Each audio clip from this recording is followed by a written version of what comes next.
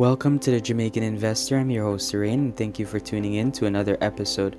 Before we get into things, remember none of the information in this video should be taken as financial advice and is for information and entertainment purposes only. Please consult a licensed financial advisor before making any decisions on how to manage your money. Also, if you enjoy our content, leave a like and subscribe as it greatly helps the channel, and turn on post notifications to be notified the next time we post a video. Every day, billions of people work hard tirelessly, day in and day out. They dedicate hours of their lives to generate the income they need to sustain their lifestyles and take care of their wants and needs.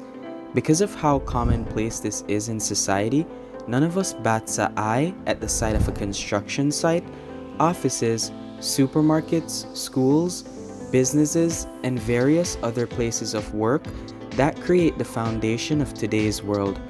After all, everyone needs a job, and even those who don't have a typical 9-to-5 still find various other ways to make money, from starting a business and participating in entrepreneurial activities to investing and even gambling to put food on the table. I'm looking at you, Cashbot devotee. The fact does remain true though. Humans, ever since the advent of currency as a means of exchange, have dedicated their time, effort, and ingenuity to securing the bag, for a lack of a better term. What this has meant is that many different ways to make money have come forward, some depending on brick and mortar locations, such as a convenience store and physical offices, and others depending on virtual spaces such as an online business on a website and or a social media platform such as YouTube. What many of us don't consider though is all the time spent on earning and making money often causes us to neglect the similarly important process of securing and growing money.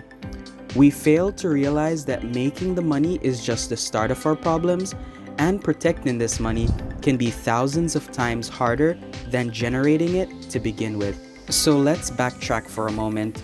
What is there to protect? You've earned your money and now it's in your bank account. And unless someone robs the bank or you, or pulls off some elaborate scam, how would you lose your money?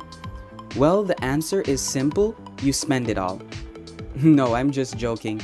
The real reason your money is lost is due to the invisible monster known as inflation.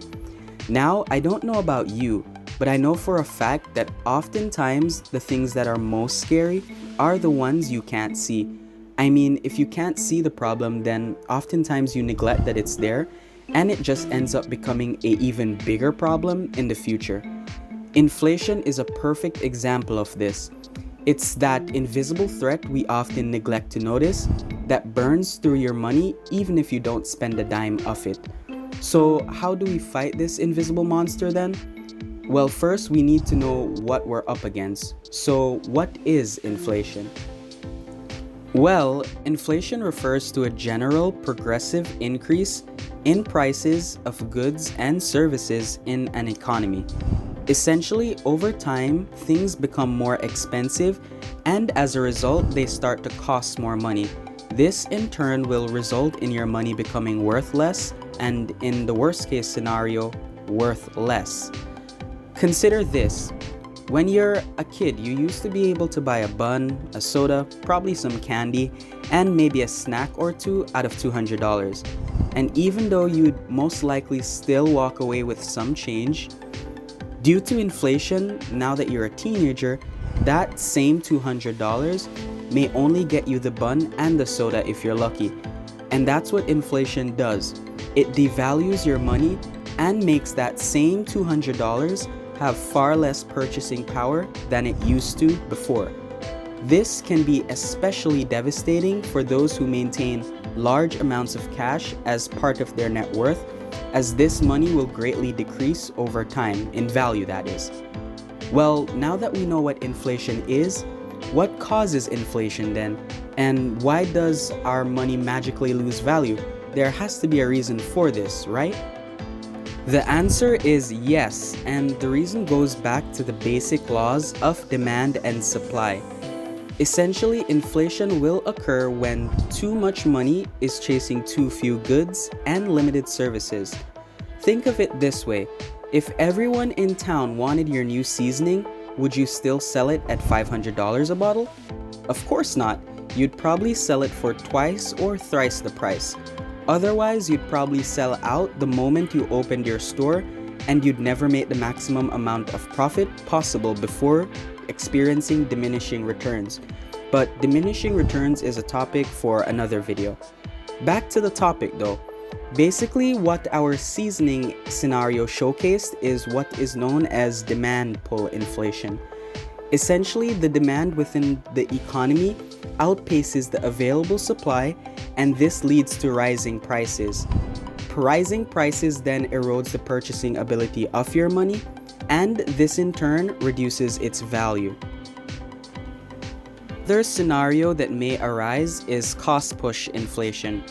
Cost push inflation occurs as a result of the increase in prices of the raw materials or inputs that make up a finished product that ultimately lead to the increased price of that finished product. Consider this: workers at the local factory come together and decide that they are sick of working for $5 an hour and believe that their time and effort they put in is worth at least $8 an hour. They, as a result, decide to band together and protest their wages with the intention of getting an increase. Due to how essential the workers are in the production of the finished good needed, and based on the fact that the strikes, protests, sickouts have been cutting into the factory's profits, management caves and decides to listen to the workers' demands and increases their salary. Well, that's great, because now these hardworking factory workers are getting paid a much better rate. So all is well and it's a happy ending. That is, until we consider the wider economy. What an increase in wages means is now producing the same product will cost an additional $3 to produce, and while some businesses may choose to absorb costs, most other businesses will pass this cost on to their customers in the form of higher prices. Hence, the finished product becomes more expensive, and now your money is able to purchase less of the good or service it could have before, and as a result has less value. And the same thing can occur with other factors of production and inputs, as when they increase in price, that will almost always follow through into the finished product. So we've covered then what inflation is and the two main causes for inflation. So then, how do we combat inflation? And how do we put out this money fire? Well, that will be a topic for another video. Do stay tuned, as a follow-up video to this one will be coming soon. Well, I hope this video has given you some much needed insight as to why you're probably losing money every day and the reason for it.